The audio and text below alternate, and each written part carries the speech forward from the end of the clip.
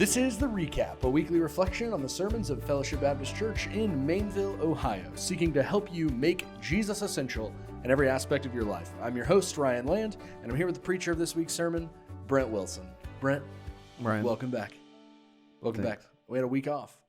Did we? Oh, we did. The Scottish week. Scottish. That's what I've been calling the Scottish week. Scottish I'm just week. noticing you trimmed your beard. Yeah. Oh, man. It's like, maybe it's just when you got your haircut, they also trimmed your beard. I've got more comments about my haircut. This time? This haircut. Yeah. I'll tell you why. It's because they cut it so short in the back.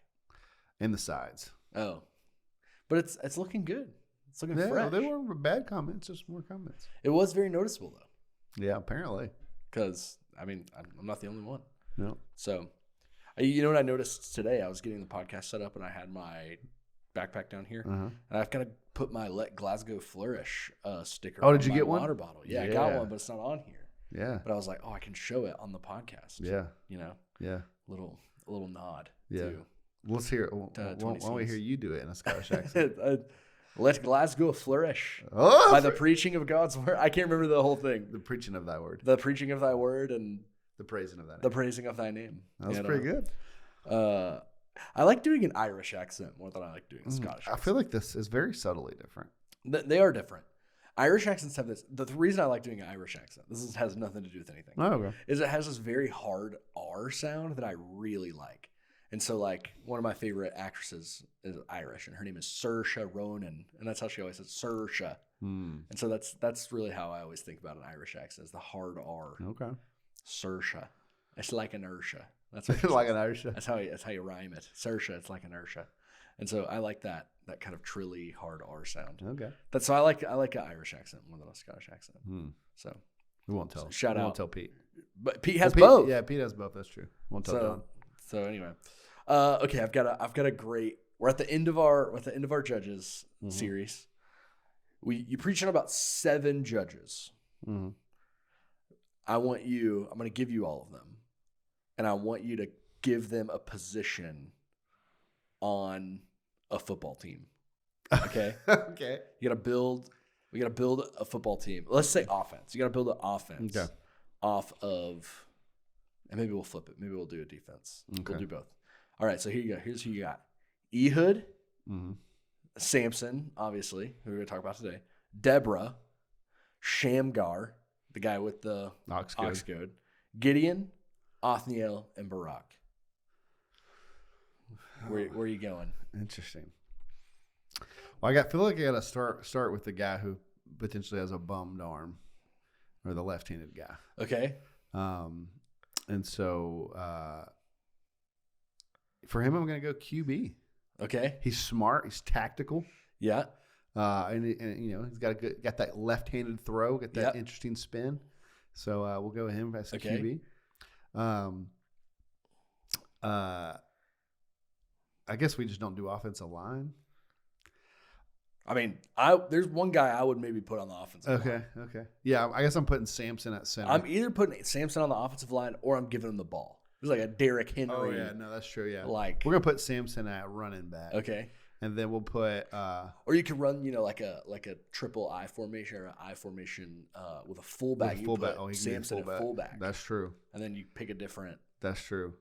We'll see that. We'll put Samson at fullback, and then we'll put Othniel at running back. Okay. He's young. Yeah. Running back's got to be young. That's true. They get old quick and they're out. You need that rookie contract, and then you got to get him. Yeah. Get rid of him. So unless you're Derrick Henry. So we'll do that with him. He's unreal. Deborah, gosh.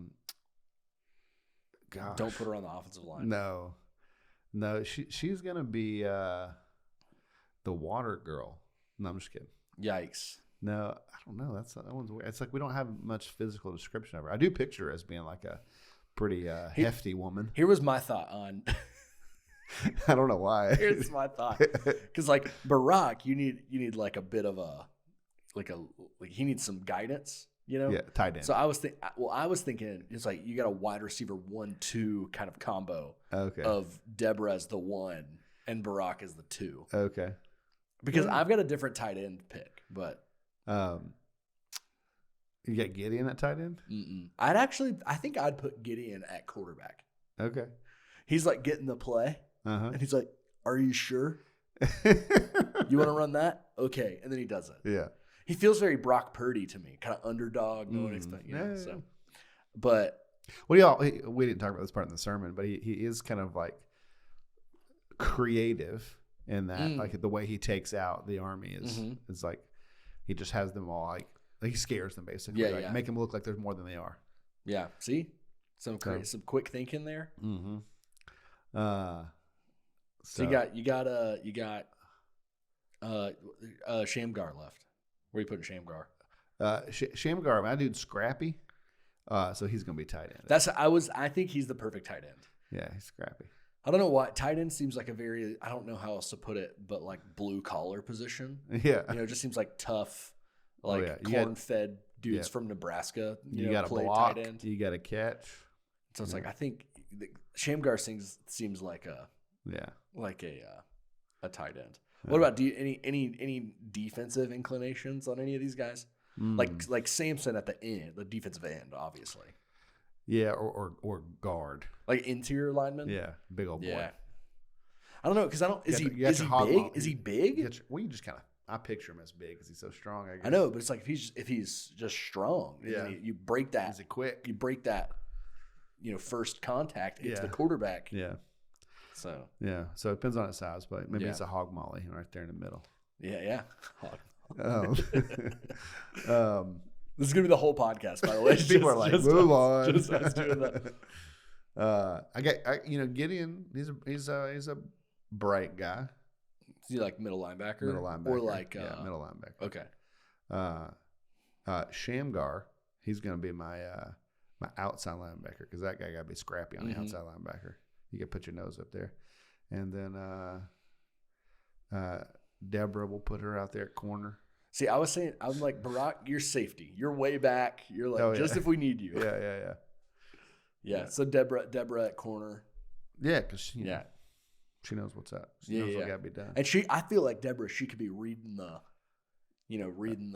offense, and knowing where the receiver is going to go. Yeah. Maybe tricking because I also think Ehud at corner. Because a little bit of there's that classic video about, I think. See, I got to probably put him at linebacker because there was another dude with one arm or one hand at linebacker for the Seahawks. Oh yeah, interesting. Okay, you're really running I also had him at wide. I thought about him as wide receiver on offense. He kind of tricky, Oh yeah. Find the matchup. He did his story. He found the mismatch. It's like so he was able to kill the dude. So I was like, oh, he found a mismatch here. So. All right. Well, I think the Israel judges would. What do you think their record would be? There's only 7 of them, so probably not good. Yeah, they'll go solid 8-8-1. Yeah, like my Cowboys. Something like that. I think they actually ended up having a winning record. I can't remember. All right. Well, 8-8-1. Does that make it a winning record? With just the tie? No, I think the tie gets you half a point, right? I don't know. But we tied the Green Bay Packers. SMH. Shout out Michael Peters. Can y'all tell that we're ready for football? Literally, we went home the other day after church, and Darcy sat down on the couch and said, I wish there was football on. So, all right. Well, let's talk about Samson. First, before we talk about that actual bit of your sermon, this is just one of those stories that's like very well-known, very popular. And so I kind of wanted to just hear your thoughts on, like, why do you think this particular story is so retold? Beloved is the wrong word, but well known. All those things. One reason I think is its length, right? Some of those stories are interesting, but they're super short. Yeah. So its length is one. It's like a whole story arc. Yeah. And I think also he's supernatural strength. Right, like we like that. That's intriguing. It's interesting. Makes for good storytelling. It's almost like a superhero kind of story. Yeah, and then also just and I think the part that's most well known is the Samson Delilah part. And so I just think the kind of clear narrative and like the deception and then him self-sacrifice and that piece, it makes it all intriguing. Yeah, I think it's sort of this like. I think we talked about this beforehand. It's like it feels the most kind of like mythological. Almost. Yeah, sure. Yeah. Like it feels like just like a story. And so I think that makes it Like we just like, you know, strong characters who. And I think, you know, I've been watching the Daredevil show, and it's like the best character on that show is the Punisher, you know, and it's because he's like this morally complex, like, is he ever going to figure his life out kind of guy? And then he'll just like rip through like 30 dudes, you know, you're like, yeah, I like that. There's just something in us, I think, that's like, yeah, this is good.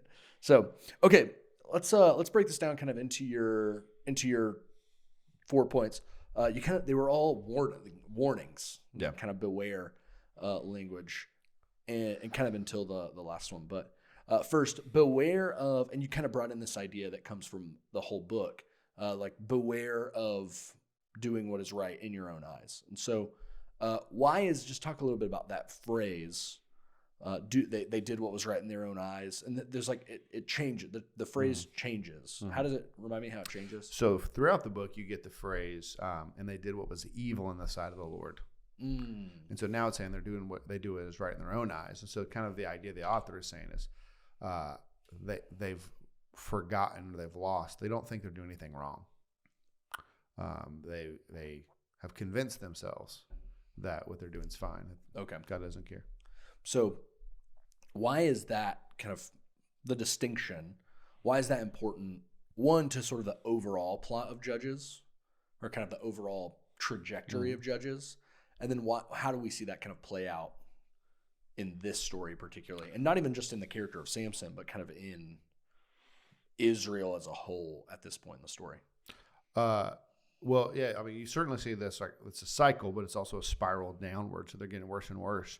And the warning at the beginning is, hey, you guys need to, kill everybody, purge the land, kill them or drive them out. Because this is your land I've given to you. And if you allow them to stay, God knows they'll assimilate and they will become like these other cultures, and they won't be able to be the light of the world that they're called to be. It's light to the nations. And so now that they are doing evil and they don't even know it, you can see, they have already begun to almost cease to exist and become Philistines, and give it a few more generations, and Israel will be no more. They will just be swallowed up, right? Which is what you see other nations try to do actually intentionally, like in the future, like when the Babylonians take out Israel and they kill a bunch of them, but then they bring many of them back, some as slaves, but some as just like, hey, like Daniel. Just like, hey, they bring them into the royal court, and the idea is, hey, you guys just assimilate, become like us, and we'll just all be one big happy family, and so. Like that's the issue, that they don't realize that their idolatry and their intermarrying and all the things that they're doing are wrong, and so they're ceasing to become the called out people of God that they are. So let's I want to take that in kind of two bits, kind of two parts. First, make the connection for me that I'm remembering you made in the sermon between this sort of idea, did what was right in their own eyes, to just sort of the general cultural view of morality in 2026. Make some connective tissue for me. There. Well, I was talking to somebody about this the other day. Like, it feels like right now in the world that we're just at a battle of worldviews. Whereas, which sounds awesome, but it's actually not. But like you think like 30 years ago, even if people weren't a Christian, kind of generally everyone in America had a Judeo sort of Christian worldview. Yeah, kind of had the same values and ethics and whatnot, and that's just slowly eroded. And now we have all these kind of different worldviews, and they're clashing, right? And so I would say kind of the worldly worldview, the secularist worldview, the modernist worldview is you do you. You do what is right to you, do what is right in your own eyes. If you think it's wrong, then it's wrong. But if you think it's right, it's right. So it's like abortion, right? It's like, oh, well, I mean, you can't tell a woman what to do. It's her choice.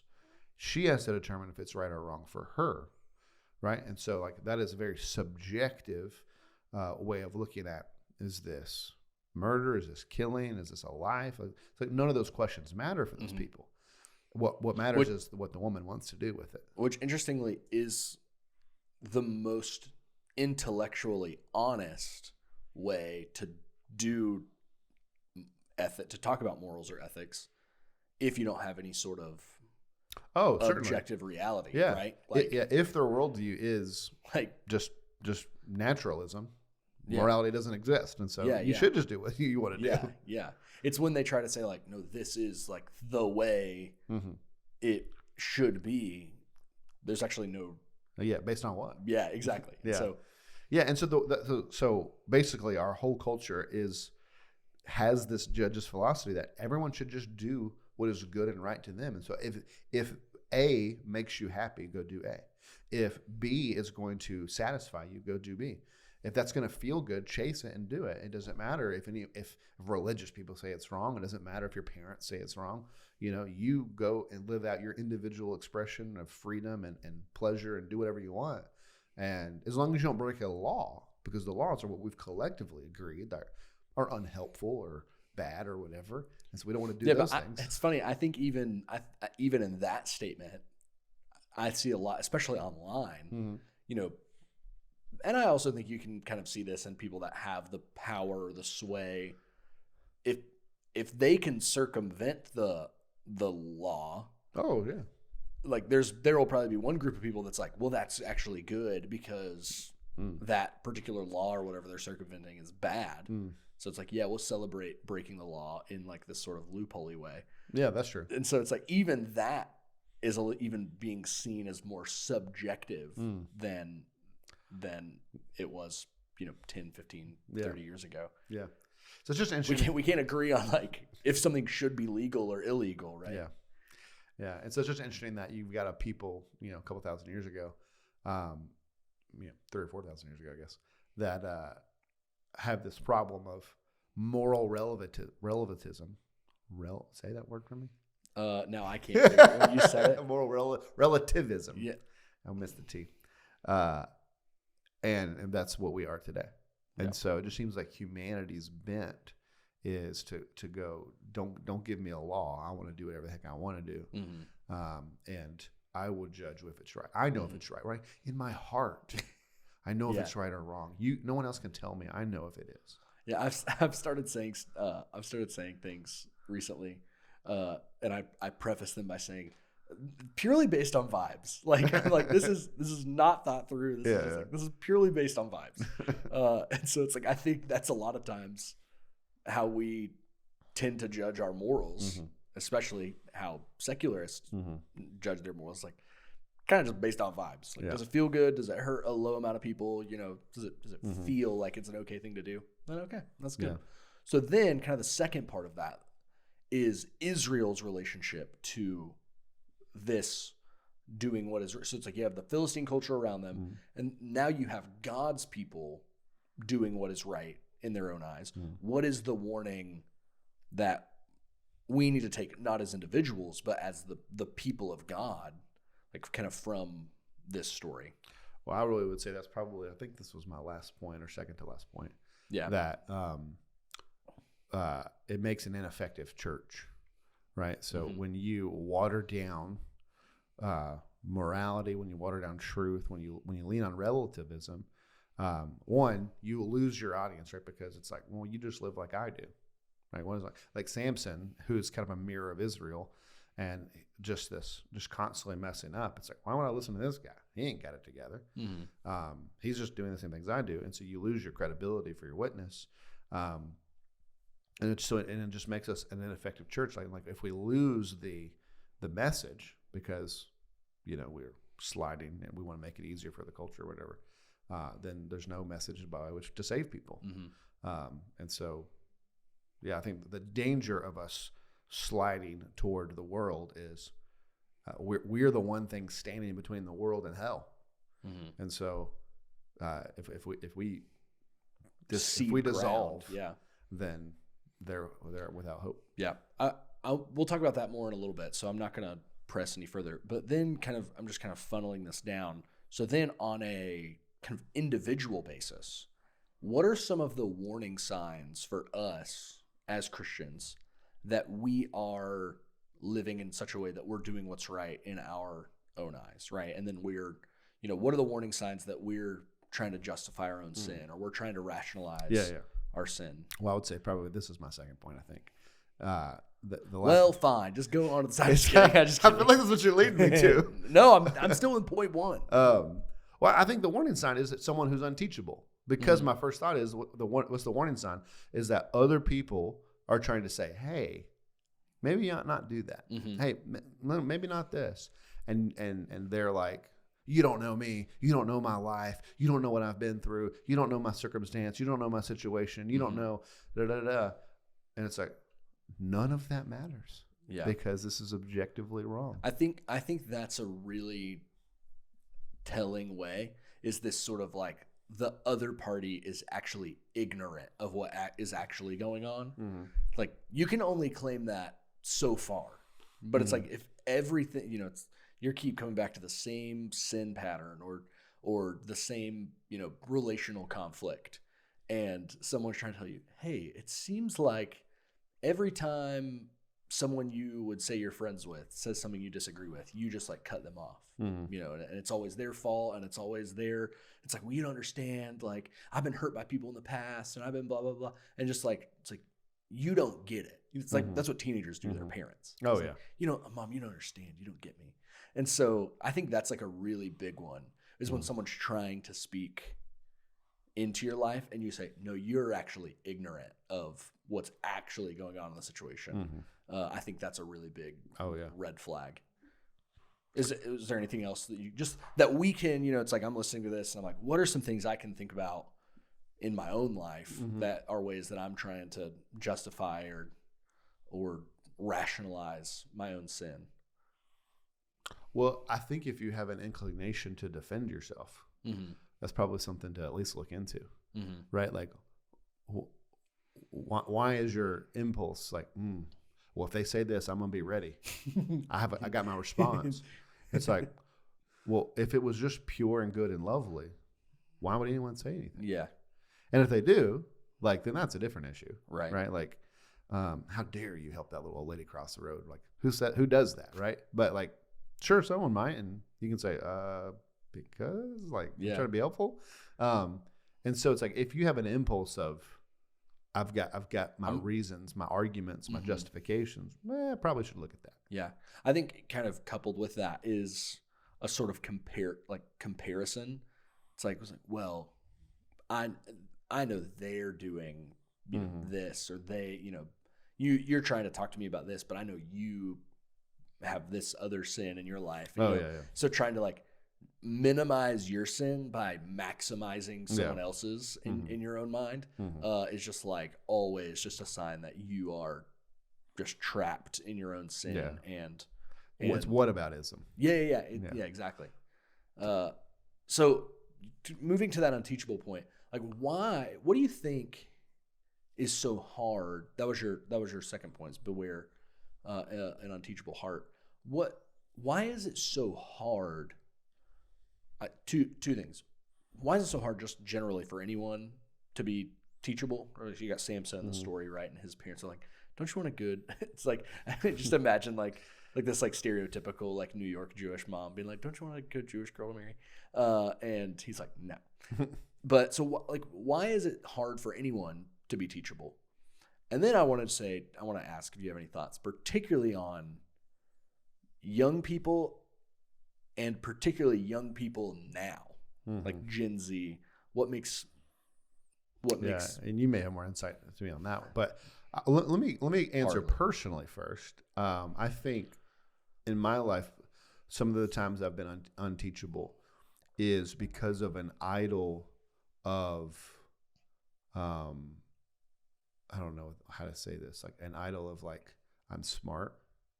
Right. So it's like, I want to be viewed as intelligent, as smarter than the average bear, as whatever. And so any challenge, like Yogi Bear. Any challenge to that is a challenge. I would react defensively because that's challenging this thing I think is going to save me. Right.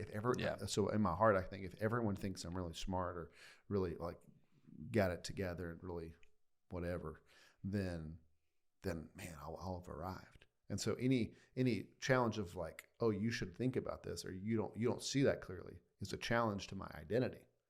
right? So the past, that's really been the case for me. And so I think that's probably true for a lot of people.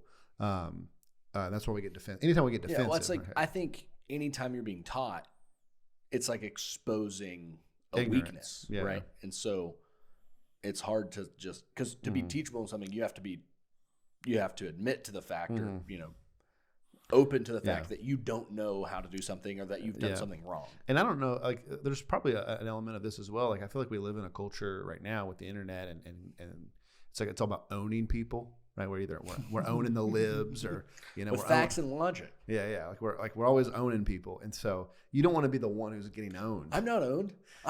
You're owned. And so, like, because it just feels belittling. It feels hard, right? And I know what I'm talking about. I remember, like, when I was younger, and there's all this, like, research coming out about millennials and, like, the things that, this always happens with each generation, right? These are the things that kind of define millennials. And, like, one of the big ones was, like, participation trophies, right? They all got participation trophies, which make them these snowflakes or whatever. And one of the things about millennials was, there's a joke somewhere in here about precipitation trophies and being snowflakes, but I can't get there. So pretty good, though. I just pointed it out. That's pretty funny. But one of the things that was kind of in that literature is this idea that when they go into the workforce, millennials within a couple years really thought they should be running the place. Yeah. And I felt that. I even felt that, like, when I worked at Chick-fil-A. I remember, like, working in the drive-thru and being like, I can make this more efficient. These people don't know what they're doing. Like, these people that have been here for a decade. Yeah. And so I just think there was this in my generation, in our generation. You're a millennial, right? Yeah. Zillennial. I'm, like, right on the edge. You're like Nathan. You're on the other edge. Yeah. There's just this, like, I was also very online, I think, which makes me a little bit more Gen Z in vibes than actual. And so just like, oh, I've got this figured out. I very quickly should be the boss. Whereas the past generation thought, man, no, you've got to work your whole life. You got to work your way up. Like, we feel very entitled to that. And that really, that's actually a helpful word, I think, when we talk about Gen Z. I think, every generation just kind of gets progressively worse. Well, especially when the society you grow up in is so affluent, right? Yeah. You're afforded every, luxury. You have a smartphone at 10 years old. You can Google whatever you want. Yeah. So there is an entitlement to, especially like these kids. It's like, man, they do have so many privileges. Like, they have smartphones and video games and, like, just anything they want, they have it. And so when they become adults, it's like, well, I should continue to have access to all of these things, and I can have whatever I want. And the American dream, right? I can be whoever I want to be and do whatever I want to do. And so there's an entitlement, and then kind of the world hits them, and it's like, oh, I gotta work hard. I gotta work a lot. You mean I don't already understand it all? I wonder if there's, like, any sort of, like, thing downstream from just, like, the influencer. And it's like, oh, here's all these young people who have great influence on the culture, and people listen to them. And when I become, like, their age, people are going to listen to me too. And so I went to college and I got the degree in this thing, and now I have a job in that thing. I'm an expert. You should listen to me. I'm 20 years old and I know it all. And so I just think that happens most often, right? Because of just these good things, right? College and having stuff, whatever. Yeah, it seems like at some level, like the entitlement thing. I'm just thinking about this, like, from, like, trying to put some biblical language on it. Like, is it a pride issue, right? Of, like, you certainly in some level, think you deserve, this whatever privilege, whatever promotion, whatever responsibility, whatever authority. And I do think the authority thing is interesting because there's some writing on this socially in terms of, like, friendships, and from Anxious Generation, Jonathan Haidt, and talking about how you are in control of when you're online. When someone says something you don't like, or does something you don't like, or posts something you don't like, you can just block them. You can just move, and you are the authority of your online sort of social circle. And so certainly I think there's like this entitlement of Yeah. If you say something I don't like, I should be able to just like cut you out. I shouldn't even have to listen. So when someone's trying to teach you something and you don't like it, there's this impulse that's like, I should just be able to block them. I should just be able to ignore them. I should just be able to, Well, and that's so interesting. It makes me think about we've been talking this week about just the whole world and how the Overton window has shrunk. Like the things of acceptable discourse have shrunk. And I wonder sometimes, you just said this about social media, it's like we either won't intake the other side. We're not going to read articles on the other side, or we're not going to read books that I know I disagree with this book, but I'm going to read it anyway because I want to see what they say. Maybe they'll change my mind a little bit. Maybe, or at least sharpen my side. Brent's saying this to me because there's a book I won't read that he wants me to. Which one? There's probably. I'm not going to say. I'm not going to say. I'm not going to. No, I wasn't thinking of that. I'm not going to expose myself. But I'm not teachable. No, but I think I'm guilty of this. Like, there's a lot of times where it's like, well, I don't want to read that. I know I'm not gonna. I don't like that or agree with that, and so. But I think it's probably helpful for us. It is funny sometimes when I recommend just think about Anxious Generation. I always gonna be like, he's not a Christian. It's like, and so there's like a little bit of justification I feel like I have to do because I think people will do that.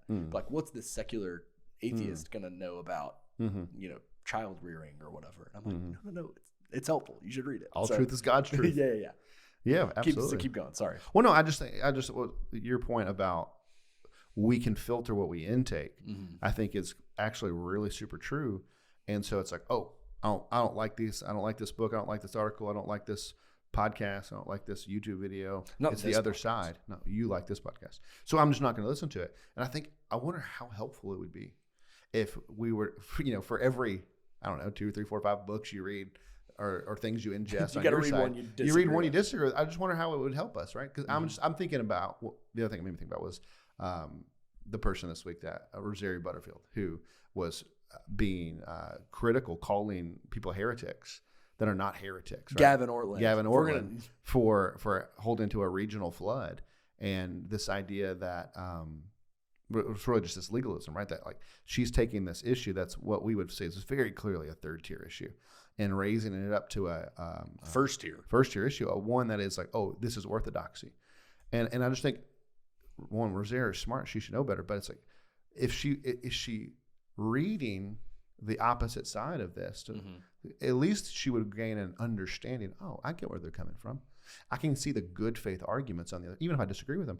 I can see I just think it'd be helpful. Yeah, well, I think we could all probably be more teachable in that aspect, and I think part of that, I think a good cultivation of that is kind of what you're suggesting is read stuff you don't agree with. Yeah. Listen to stuff you don't agree with, and not critically, not like for criticism.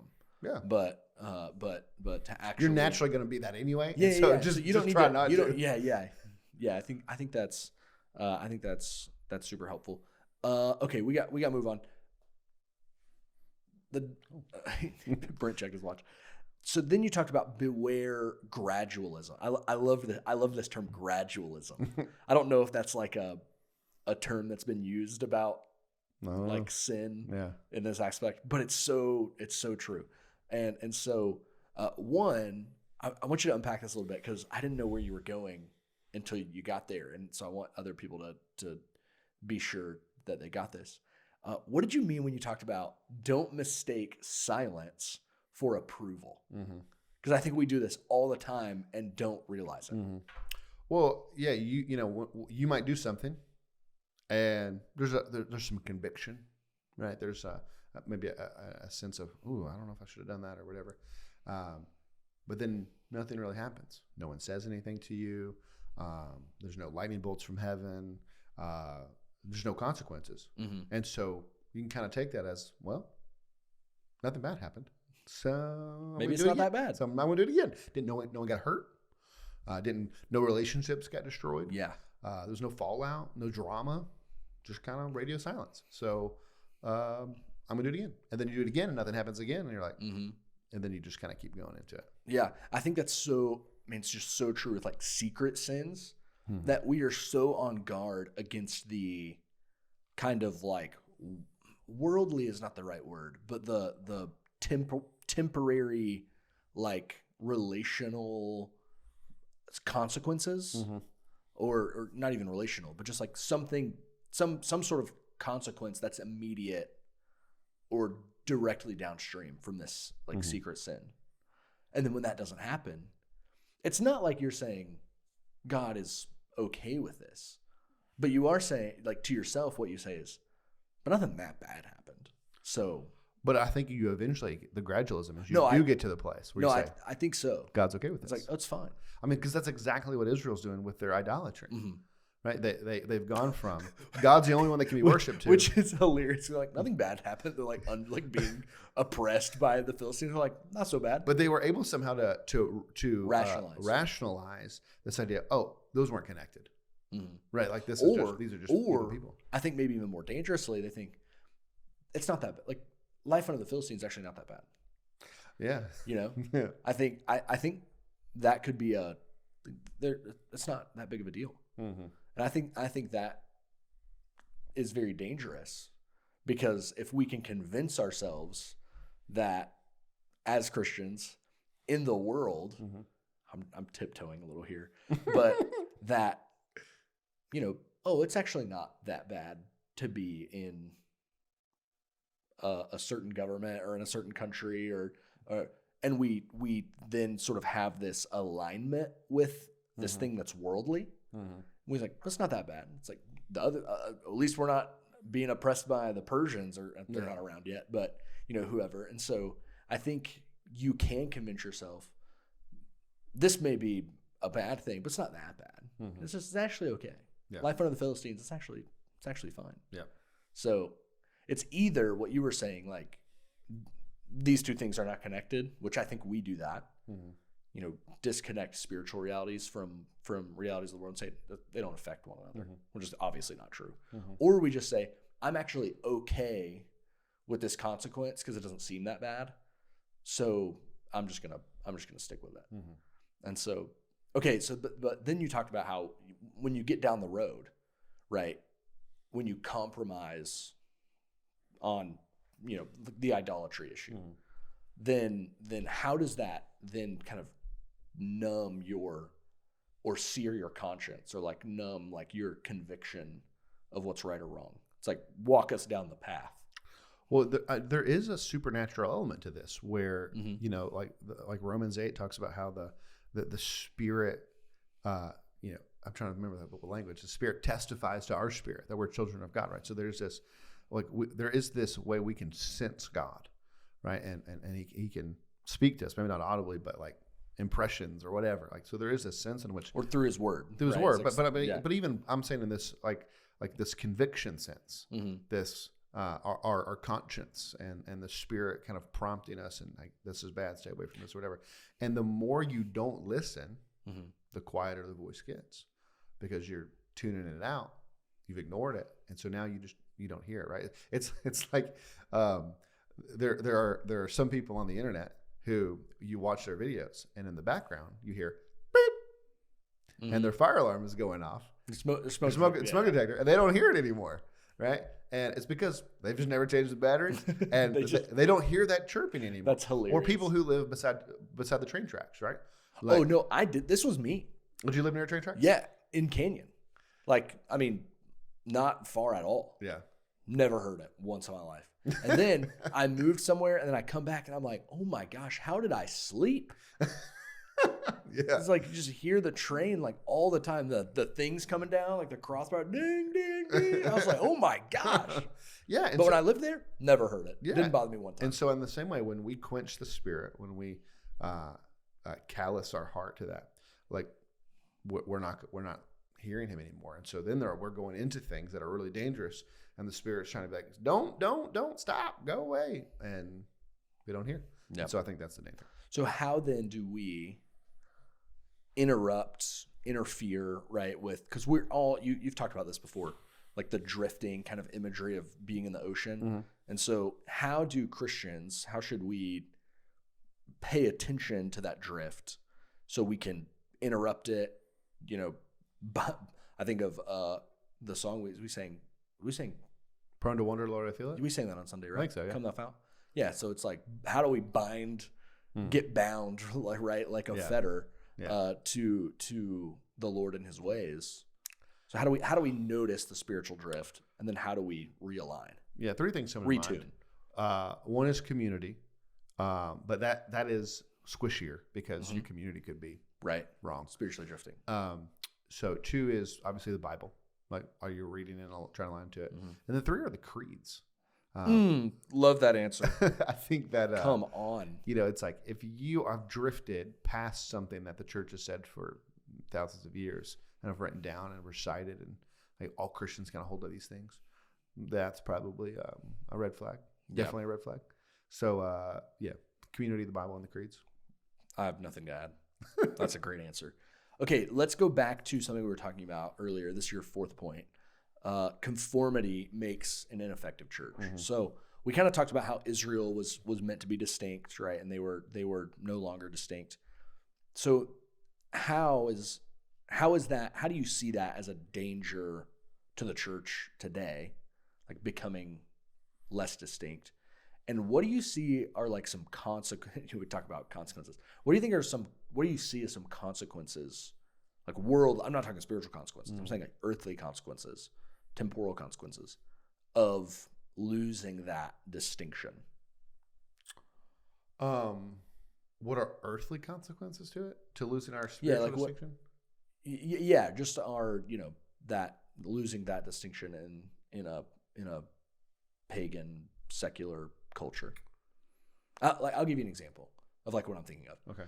You look at all the church denominations that have compromised on sexual sin and LGBTQ issues. So it's like, obviously there's spiritual reality to them being false teachers, but also their numbers, the number of people going to these churches is just lower. There's 7 people in the church. Yeah. It's like, just like all those mainline, on those mainline Protestant churches that as far back as the 50s started leaning into this like sort of more liberal theology, are tanking attendance wise. Yeah. And so you just see that there's a lack of interest. Yeah. It's like lack of why do I need this? Yes. Y'all believe the same thing. Talk about that. Yeah. That's what I'm trying. That's one point I'm trying to get at. Saying. Yeah. So it's like you guys at this super liberal church are saying the very same things politicians are saying and cultural warriors are saying. So why do I need what you're selling? I just have it over here. It's the same thing. Now I just have to go to church. And that's would be exactly the point of like the position of a Philistine. It's like, why would I add Yahweh? You guys are all just worshiping the same gods we do. Why would I get circumcised and stop eating bacon? Yeah. Or it's interesting. It's like they could be like, yeah, sure, we can worship Yahweh too. That's fine. Right? Which is what a lot of them did. Yeah, and it's like, okay, it's like, oh, so these churches like, oh yeah, I can go to church. That's fine. But it doesn't actually save them, right? Just like worshiping Yahweh doesn't save the Philistines. And so it functionally does nothing. Yeah.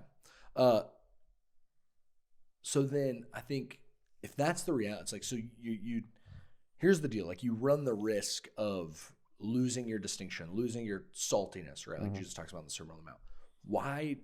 Why do church communities, denominations do it? Like, why do they compromise on why do the Israelites, why do they compromise so much? I think there's a couple of reasons. I think sometimes people compromise because they actually want to reach more people. And they think by watering it down. Oh, that's so helpful. Yeah. By watering it down, and they wouldn't even see it as watering it down. No. Right. This is a seeker-sensitive movement of the 2000s. It's by making things less offensive and less sharp, we'll get more people in. And then we'll get them the real truth once they're like in. Never works that way, but that's the rationale. So for some people, it's motivated in a pure way. Yeah. Just a bad. Well, it's like, I think there was like a strategy. There was a situation in a church in Florida, Southern Baptist church in Florida, where they would I think it was Southern Baptist. I say that now, and I don't want it to be wrong or whatever. I think based on vibes. And they were letting openly gay people like join the church and serve in the church while still trying to maintain that homosexuality was sinful. But they said, but we want them to know that they are welcome, that they can. They use the belong before you believe. Yeah, but yeah, exactly. And it's like it's no, I mean, that's a watering down of the truth. You actually have to believe before you can belong. It's kind of the whole deal. Yeah. You don't ever see that reversed in the Bible. And so they would have never said we're watering down the gospel. But in function, right, in practice of what they were doing, is they were like going against the creeds, going against what was practiced for 2,000 years. Yeah. And so in the name of, but we want them to feel welcome. Yeah. We want them to feel a part. We want them to feel, in the name of love. Yeah. Yeah. So or reaching them. Right. Yeah. And so I think that's like a functional example. There has been lots of bad or poor decisions made in the name of reaching people. Like we get gimmicky. I remember I was at TGC many years ago, and there was these Australian guys talking about, they wrote a book on youth ministry, I think, when I was a youth pastor, while I was there. And they talked about how they're like, "G'day, mate. We're here to talk about youth ministry." I don't remember if they had a thick accent or not, but they talked about how it's like, when the Marines come to recruit at the high school, they don't say, "Hey guys, we're having an ice cream social. Come on out to it." And then in the middle of the ice cream social, while everybody's having ice cream, "Hey, let me just get 5 minutes and let me tell you why you should join the Marines." No, they come to the high school and they say, "Who can do the most pull-ups on this pull-up bar?" Yeah, they say, "This is going to be the hardest thing you've ever done in your life, and most of you can't hack it. But for those of you who do, it'll be honor and glory and whatever." Yeah. Right? And they're like, "Oh, okay." But for Jesus, we have the ice cream social, and we go, "Hey guys, this is so fun. Why don't y'all come and we'll hold hands and we'll have ice cream. Let me give you 5 minutes. Let me just tell you a little bit about Jesus. Hold hands. More ice cream." I'd be out. I'd be like, "I don't want to hold hands with anybody." Instead of coming like Jesus did and saying, "Hey, y'all want to find your life? Lose it." Yeah. We don't do that because we want to reach people so bad that we're afraid if we actually say the message that Jesus gave us, it'll scare people off. And Jesus knows that. I think about the disciples when there's all these people following him, and Jesus is like, "Hey guys, unless you eat my blood or eat my flesh and drink my blood, you have no part with me." And they're like, "We're out of here." And the disciples are like, "Jesus, why did you do that?" Right? And it's like Jesus knows. It's like only the people that are going to follow me, they're going to follow me, not some idealistic version of me. Or like the rich young ruler, right? It's the same thing. It's like the disciples, they're probably like, he could have gave 50% Jesus. That'd have been enough. They're thinking, "Oh man, if this guy hangs with us, we're gonna be living large." Yeah. Like, I hope Jesus makes some room for this guy. Jesus, like, "Hey, you gotta set," and he's like, "Hey, what do you got to do?" And the guy gives a pretty good answer. He gives a good theologically rich answer. Yeah. And then he kind of stumbles a little bit. He's like, "I've done all that." They're like, "Ugh." And they're just like, "Okay, go sell everything." And then he's out of here. And they're like, "Jesus, come on, dude." Yeah. I think that's really hard. And so I think, for us as church leaders, thinking about what we do, it's like is the saying, the road to hell is paved with pure intentions, Yeah. And so I think that is actually true. I think we can justify a lot of compromise with saying, but we're doing it because we love people, because we want to reach people. I do think another reason why this happens is just a means of justification for people's sin. Yeah. Particularly like the sexually perversion things. Like, hey, we just want to figure out a way we can make the Bible say what we want it to say, because we like God and we like church and we want to keep doing those things, but we also just want to keep doing things the way we want to do them too.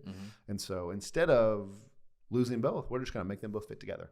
Well, I'll say them as maybe a little controversial, but it's like, I think, we talk about the sexual sin, we think about the LGBTQ issue, but you think about how when no-fault divorce becomes legal in the U.S.,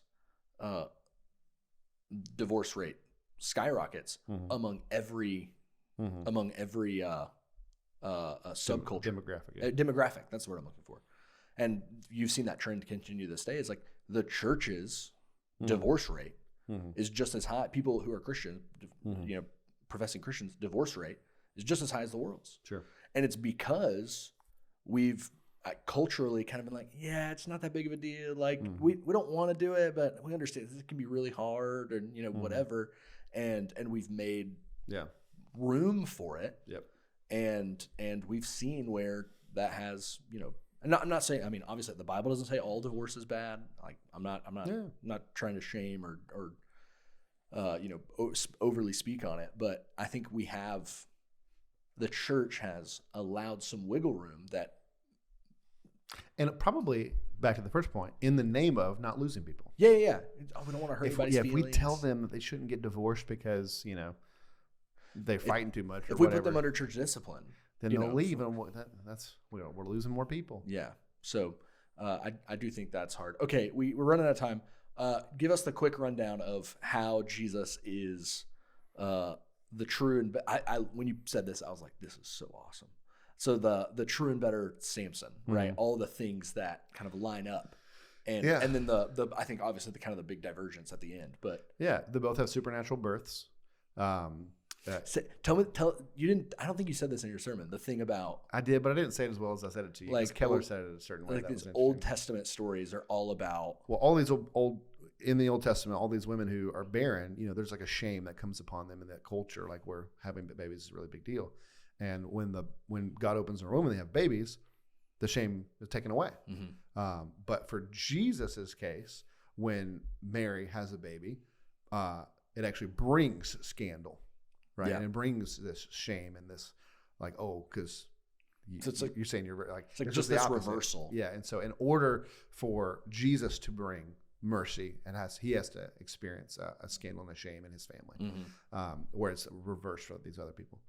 So you have the miraculous birth. You have the betrayal. The betrayal with silver. Yep. Right. You have his own people handed him over. Right. Maybe we're going to talk about that in a second. No, I'm saying when the Israelite people, sorry, they go to capture him and bind him and then hand him over, and then he breaks apart and goes and kills them all. So hand him over, and then hit Delilah betraying him for silver, and then obviously him sacrificing himself to kill all the enemies. But then the difference is at the end, I mean, like, he's doing it out of revenge. And to slaughter his enemies. Jesus has given down his life, willingly, not because he's got no other option, for love, in order to save us and to deliver us and to also defeat his enemies. But so the motivation is different. Okay, I think that's helpful. We did get a couple of questions. All you Bereans out there, I know there were some. This is some Berean. Did you see the questions? Some Bereans. So here's the question: did John the Baptist take a Nazirite vow? So because you said he did. Yeah, it's not explicit. I actually thought it was, but it's not explicit in the Bible. But most scholars think he did. Yeah, because it's funny. You have what's really interesting, I think, on that point is, you think about the wandering in the wilderness and all that stuff. But what's really interesting is this kind of the same pre-born command to not drink. I think is given to Elizabeth. Oh, is it? I think. Oh, I may be making that up now. But certainly, there's this pre-birth calling. Yeah. And he's got long hair, and he's living in the wilderness. I mean, we think he has long hair. We don't know. John the Baptist. Oh, did we not know? I don't see. These are these things that you just picture in your head. This is what the Chosen's done. He had long hair in the Chosen. Oh, and just kids, story Bibles and stuff. Yeah. But most scholars think he did take a vow, and at least something similar. Right. Okay. Is Delilah a Philistine? Could she have been a Jew who was friendly towards the Philistines? That was interesting. I didn't know that. I had to go look it up. Yeah, I had never heard that conspiracy theory before. But what do you mean conspiracy? I'm just kidding. That's how you throw shade at it. Yeah, so I had never heard that before. Any idea you don't like, you just call it a conspiracy theory? I had never heard that before. But upon looking into it, it is certainly a plausible theory. And it's also never portrayed that way in any of the storybooks or shows about it or whatever. So I think why we have the assumption that she is because he marries a Philistine once, and then maybe he learned. It's like his type. Maybe he learned. He's got a type. So we don't know, but maybe he learned. One of the two. And do you think they ever got married? It doesn't say they were married. Yeah. I think in the sermon said that they were. Yeah. But you can because you can. I mean, you can make all the same points about the previous. The previous Philistine girl. Yeah. But we don't actually know that she's a Philistine or that they ever got married. Yeah. But they acted married. Yeah. They're married in God's eyes. That's not true. They're not. Any final words about the judges or about Samson, or maybe a hint for next week? Well, we're out of Judges next week. We're in what some call Jesus' most famous parable, Yeah, but they're wrong. or maybe the second most famous parable. I mean, probably it's top. It's probably on the Mount Rushmore. It's probably top 4. What do you think's ahead of it? Well, I can't say without spoiling what it is. So take your guesses. Hey, let us know in the comments what you think are Jesus' top 3 most famous parables. Yeah. All right. Well, thanks for joining us for the recap. We hope this conversation has encouraged you to keep striving to make Jesus central in every aspect of your life. If you're a part of our church family, we'd love to meet you on a Sunday morning. We gather for worship at 10:30 a.m. For more information, you can always go to myfellowship.church. Thanks for listening. Be blessed.